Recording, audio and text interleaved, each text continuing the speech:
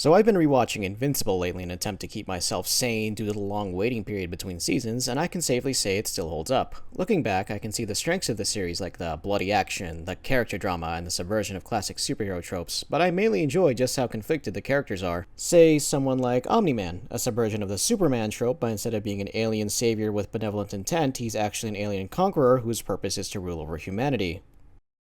Hey, wait a second, now Omni-Man does join the ever-expanding evil Superman club, but I'd argue he's a better written portrayal, as yes, while he is an alien conqueror with unwavering loyalty to the Empire, he is also attempting to undo thousands of years of indoctrination and Viltrumite upbringing by the way of his son. Speaking of his son, Mark Grayson, aka...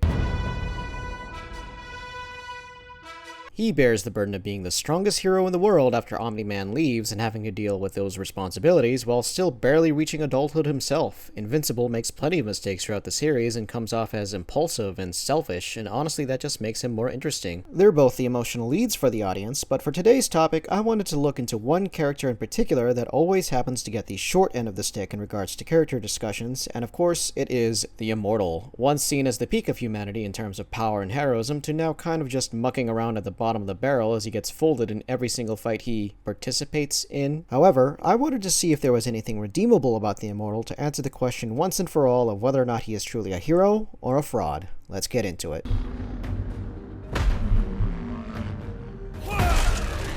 Now, to really paint the whole picture regarding the Immortal's heroism, we of course have to look at his classic superhero origin story. Once an ordinary man, he gets caught up in a magical anomaly, and thus gets the usual set of powers any growing superhero needs, like super strength, flight, durability, and of course his namesake, immortality. And I do mean immortality as in cannot die of old age, not cannot be killed, because unfortunately we're going to see that happening again and again and again. But, as seen in the show, it proves that even before he came to be known as the Immortal, he has already achieved several heroic feats like being the in-universe Abraham Lincoln. You know, the president who had such a tall hat someone got really upset about it when it obstructed his view of a very expensive play? Yeah, that's literally him. Also, considering Immortal has super durability, I'd like to imagine there was a delay when the bullet hit his head and he just sat there awkwardly before he fell forward as he had to remember he's cosplaying as an ordinary human and had to pretend that it actually killed him. Like, oh shit, that's right, bullets hurt people, better play along. Then he just dipped out for 100 years or something before officially emerging as the Immortal. As the Immortal, he led the Guardians of the Globe, protecting the world from major threats as seen in the Adam Eve special. Here he's confident, he's charging straight into the fray, and he actually looks pretty strong. Well, up until Omni-Man arrives of course, but still you can see why he would be looked up to in the universe. Then at the start of the series, he leads the Guardians up against the Mauler twins and they all work together like a well-oiled machine. Again, Immortal leads the charge while the rest of the Guardians prioritize rushing to protect the civilians, and once that's done, they unleash a pretty sick combo and show why they're the best superhero team in the world. With how they've been presented so far, there's absolutely nothing that could stop this team when they're all working together. Unless... you betrayed us!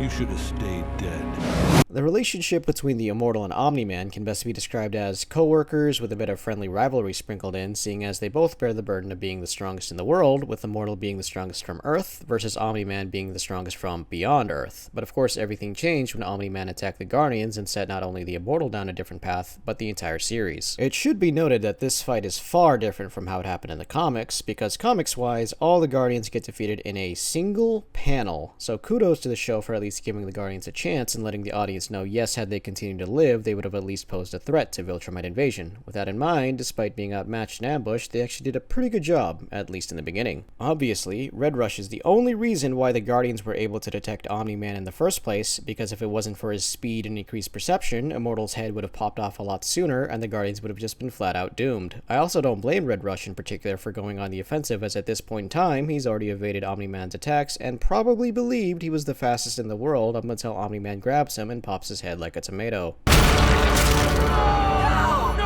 Now that's pretty bad, but that's not the worst thing to happen during the fight, as Darkwing, for whatever reason, decides to jump on Omni-Man's back when he already knows Omni-Man can lift a tank like it's a paperweight. What was his plan here? To choke him out? You've known him for a while, you know he can survive the vacuum of space and hold his breath for weeks, so I don't think this plan is going to work out as well as you think, Darkwing. The equivalent would be if Captain America tried to choke out Ultron, a robot, and instead of Ultron throwing Cap off his back, he just reaches behind him and crushes his skull with his giant robot hands.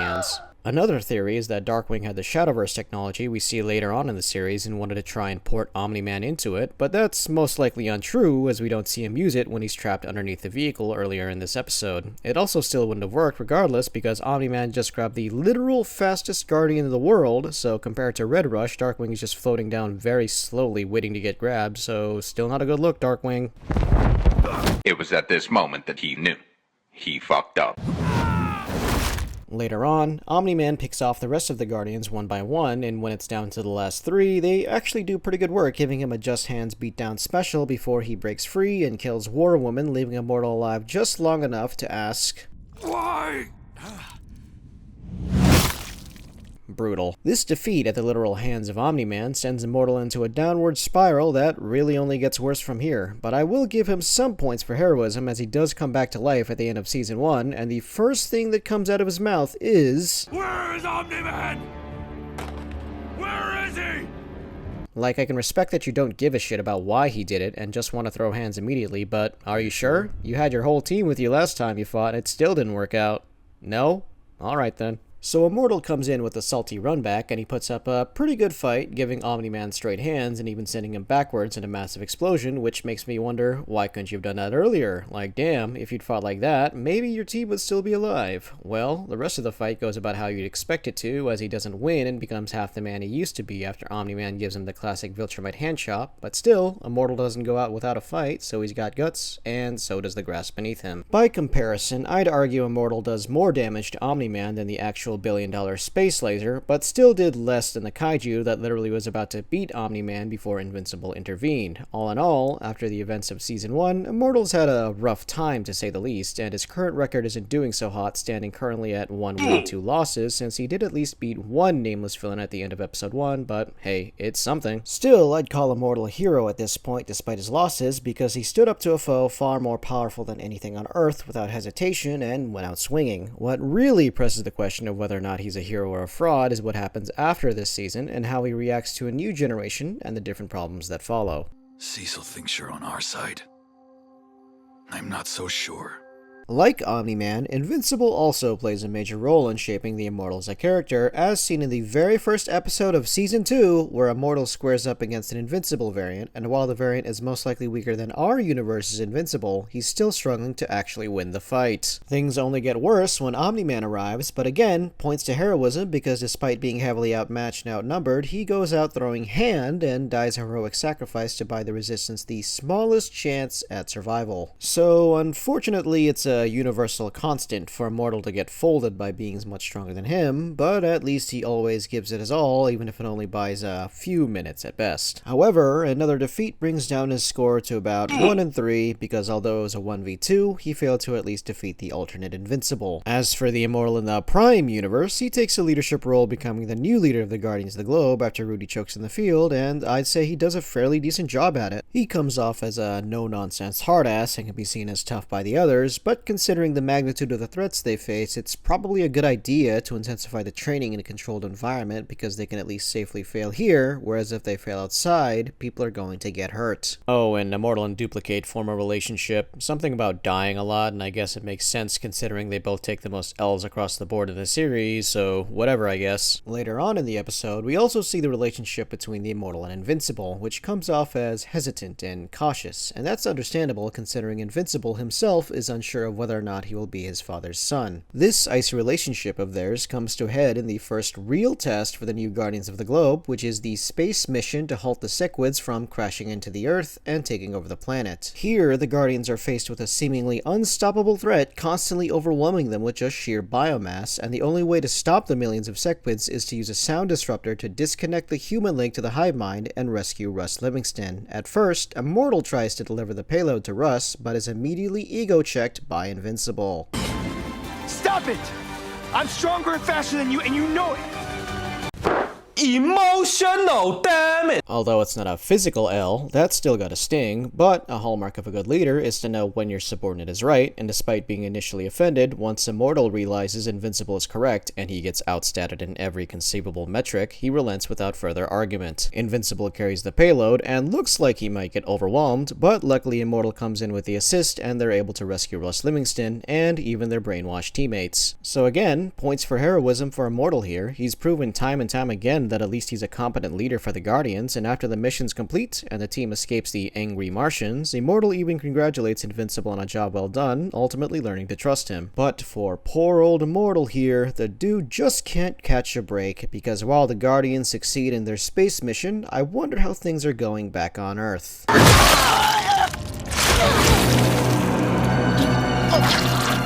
Yeah, the death of Duplicate hits Immortal so hard, it's at the point where whatever rationality he had left when they reattached his head to his body just isn't there anymore. At the funeral, he breaks down, believing the truly special woman he loved is gone forever.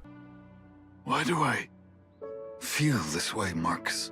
She was the only woman in the world who could provide a four-way all by herself. Anyway, after the funeral, he goes flat out crazy, ignoring Cecil's good advice to either get therapy or take a vacation, and just flings himself to his death when he goes to intercept a space anomaly he believes to be Omni-Man. In this instance, the Immortal's actions aren't heroic. It isn't about justice for the Guardians or the people Omni-Man killed, or hell, even personal revenge. It's simply a crazed man with a death wish, because come on, Immortal, your current record against Omni-Man is like 0-2, so I don't think you going in bloodless is going to help anybody. And the quote-unquote fight against Alan is without a doubt the worst event to happen to the Immortal. Yes, even considering the 2 fights against Omni-Man, because at least there he looked like a genuine threat. Here, it's not even what we would consider a fight. This is more like how you would restrain a toddler when they're being fussy and need to be put down for a nap. I'll kill you! Whoa, just take it easy, man.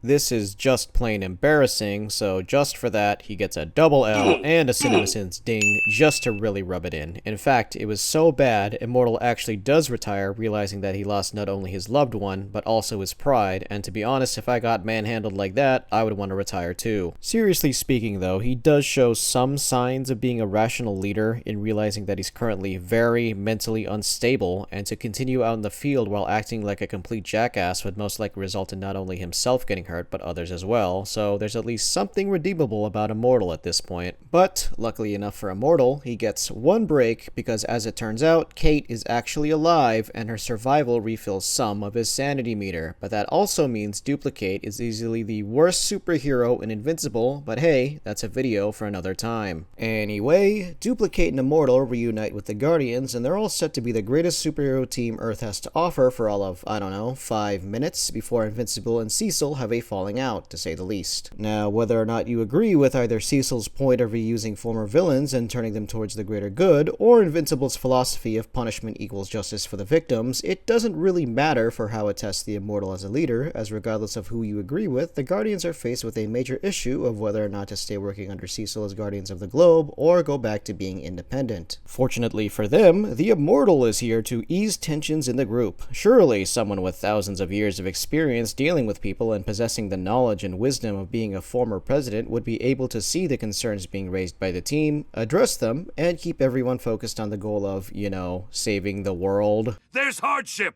Yes, there's sacrifice. If you children don't like that, get out! Huh? What? Can you run that by me again, Immortal? Get out! Immortal, buddy, you know that's not a good idea, right? Because let's just rewind and take a look back to not so long ago and realize why it's better to have the entire Guardians lineup ready and able to go at the same time. It feels like just last week the Guardians had a dangerous, world-ending mission, and if it wasn't for Monster Girl, Robot, and maybe not Bulletproof, then they would have failed and the Earth would have been infested by sequids. Come on, Immortal, did you forget that already? Also, what happened to keeping the Union together? It was literally the Immortal who came up with the quote, "A house divided against itself cannot stand," so you'd think he'd know the value of keeping the Guardians together. Black Samson even tries to talk some sense into him, but is quickly dismissed. Immortal, are you sure you want to leave it like that? They'll be back. Damn, imagine if he had that attitude during his time as president. In short, Immortal's attitude in regards to team unity is sorely lacking, and as a result, the Guardians split up, and now we're left with the C-Team Guardians. Really scraping the bottom of the barrel here, guys. His actions, or should I say inactions, is definitely his greatest failure as a leader, and it's not because he failed to keep the team together, it's because he didn't even bother to try. Major point loss for heroism there, and as anybody with half a brain could predict, their first mission as the C-Team Guardians goes about as well as you'd expect. Even the Mahler twins acknowledge the fact that they only have the C-Team left. Where's the rest? We're more than enough for the likes of you. They've downgraded us. The C-Team proceeds to get zapped one by one, and Immortal gets bodied, which brings down his record to about 1-6, as he failed to beat at least one Mahler twin. The Guardians are all paralyzed and helpless to do anything, but luckily for them, Invincible is there to bail them out, thus once again proving, had all the Guardians been together, this would have been the most easy routine operation imaginable. So just for that, Immortal gets a special team-wide L for failing to keep the Guardians together and putting the whole world in danger. Thanks a lot, Immortal. All in all, the C-Team ain't doing so hot, and it gets even worse during the Invincible War. We see in Guardians HQ, just where the last Guardians were all slaughtered, Immortal squaring up against No Goggles Vincible. I'd argue he puts up the best fight out of all the Guardians, barring Darkwing, and even in the heat of battle shows respect to his universe's Invincible. You're a pale imitation of Invincible, you monster! He obviously doesn't win, again, and gets defeated by No Goggles Vincible, which brings down his record to an abysmal 1-7, but at the very least he goes down protecting his team. Damn, that stings. Perhaps if he had kept the team together, they may have been able to beat an Invincible variant, but that also brings up the question of whether or not they would send two Invincibles against the Guardians, and at that point it doesn't matter if they're all together, they ain't beating two Invincibles, that's for damn sure. Either way, we can see how Immortal has been affected by both Omni-Man and Invincible, with both testing Immortal as a hero and by extent a leader. But what happens when Immortal is left all alone to his own devices without the influence of our main characters? You left me no choice. It was the only way to bring you back.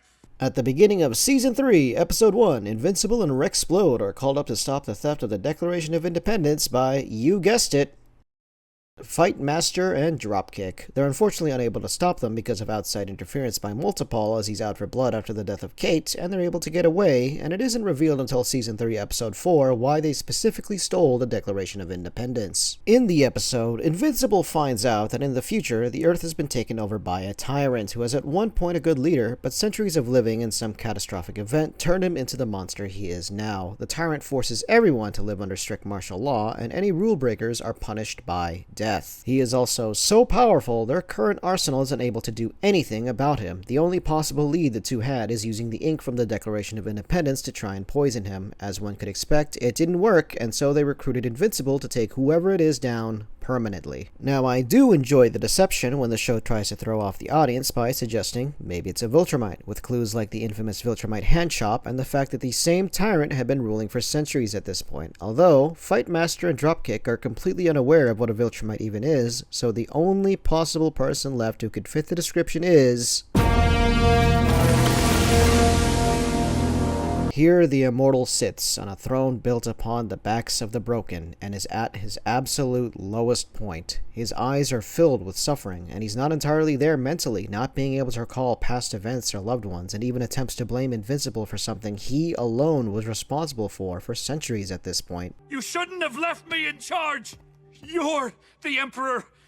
You should have known it was too much for me! It's honestly sad to see a hero who stood up against Viltrumite tyranny now become a tyrant himself because something happened that broke him so badly, now his only desire is for death. Invincible not being able to hurt someone he once called a friend suggests Immortal throws himself into the sun, but Immortal refuses, saying it's a coward's way out. To kind of explain why he couldn't do it and just get it over with just makes the situation even more depressing. Explanation 1, and the one the show outright states, is the whole reason why Immortal made life on Earth a total hellscape is because if this timeline's Invincible did show up and kill him, perhaps seeing the conditions Immortal put on Earth, Invincible would feel obligated to take over and make conditions better. Also, Immortal can gaslight himself into believing what he did wasn't selfish and instead for the greater good of humanity. And Theory 1, if someone from Earth was strong enough to beat Immortal, he could again gaslight himself into believing he died protecting the Earth like he did against Omni-Man in an attempt to paint himself as the hero he once was. In either case, it's just a sad and desperate attempt at reliving past past glory days for an era that's long gone, and he only comes off as a monster who blames the suffering of others on people who had no influence on him for centuries at that point. In the end, after Invincible desperately tries to avoid killing Immortal, it's only when he goes after another person does Invincible finally fulfill his wish and end his life, bringing future King Immortal's reign to a halt and freeing the people of Earth. As a side note, this also brings down Immortal's record to about 1-8, as no matter what dimension or timeline he's in, he's still taking L's, thus concluding the Immortal story, at least in this particular future.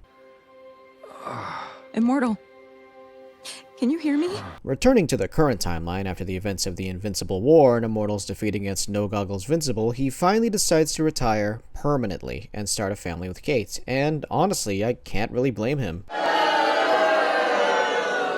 Alright, I get it, but look, the man has been through a lot with all the traumatic deaths he's been through at this point in the show, and there's a level of uncertainty to him regarding his revivals. As the audience, we know exactly where his head lands, so we know he can be revived later, but to Immortal, he has no idea whether or not his death will finally be the last one, and to live in constant fear with that risk is a burden we can't really force him to continue with, so for Immortal to choose a quiet life with Kate is probably the best choice overall. So along with Donald confirming it, Immortal retires. Oh, and speaking of Donald, hey Donald! Donald has died many more times than Immortal has, and each and every time he chooses to get back up and continue the fight despite having a fraction of the Immortal's powers, and I salute him for that. So what makes Donald's death different from Immortal's? Well, for one, he tends to lose the memories of his death before getting reinstated to the GDA in a new cyborg body, but for Immortal, he lives with the trauma every single time. It is shown throughout Season 2, Donald has to learn how to cope with the fact that the original Donald is long gone, but he makes the best of a bad situation and learns to accept himself for who he is, unlike Immortal, who doesn't have that luxury of getting a fresh start every time he dies, so the pain and suffering of dying and being reborn weighs heavily on his shoulders. In all honesty, Immortal lasting this long is a true testament to the resilience of his character despite the many L's he takes. Some might even say he's...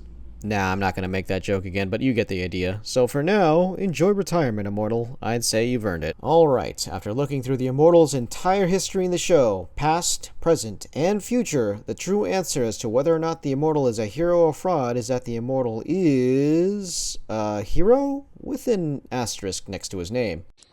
Oh, brother, this guy stinks! Now, before you comment down below, let me explain. The Immortal is a complicated character along with pretty much everyone else in the Invincible cast, and his actions are of course flawed, especially considering the uncertain and terrifying future ahead of him should events come to pass as they are. If we compare Immortal's actions in the future to something like Omni-Man's actions in the present, a character whose actions create an alien regime on Earth in most timelines, the Immortal's actions have yet to happen and can still possibly change versus Omni-Man's actions, which have already happened countless times before in the Invincible multiverse. Compared to that, without diving into comic spoilers, Immortal still has a chance for change, just like the Prime Universe's Omni-Man, considering Mark is now aware of what will happen in the future. As for his abysmal fight record, I would like him to say Yamcha in Dragon Ball Z, and not Krillin, considering Krillin bagged 18, and, well, Immortal is stuck with Kate. Regardless, any threat on Earth, Immortal would handle it just fine, but when you consider the threats are not from Earth and are always at the top of the food chain, Immortal unfortunately gets bodied quite frequently. Despite all this, I'd still argue he's a hero because although he stood little to no chance against his enemies, he still stood up to them and went out swinging. And looking towards the future, with how the show has heavily diverged from the original comics, here's hoping Immortal can finally get more than just one dub and avoid the dark future that awaits him.